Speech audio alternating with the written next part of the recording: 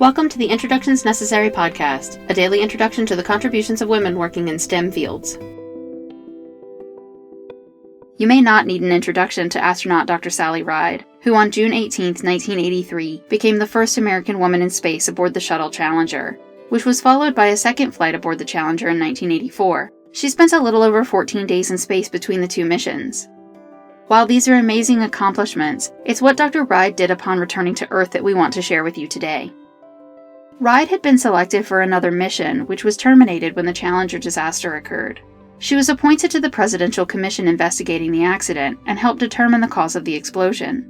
Ride then became a special assistant to the administrator for long-range and strategic planning at NASA headquarters, where she worked until retiring from the agency in 1987. Sadly, in 2003, when the Shuttle Columbia broke up upon re-entry, Dr. Ride was tasked with being on the investigative panel again, making her the only person to serve on both commissions. She followed her time as an astronaut as a science fellow at Stanford University's Center for International Security and Arms Control, and 2 years later accepted a position as a professor of physics at the University of California, San Diego, and director of University of California's Space Institute.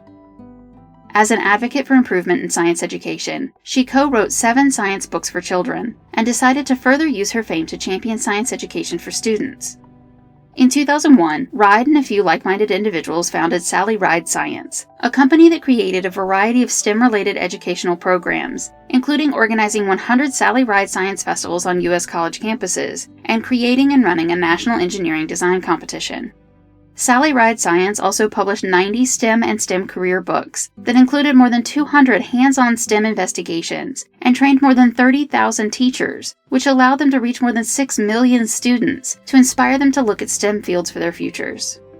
It is through her efforts to inspire and nurture young scientists everywhere that Sally Ride's legacy lives on.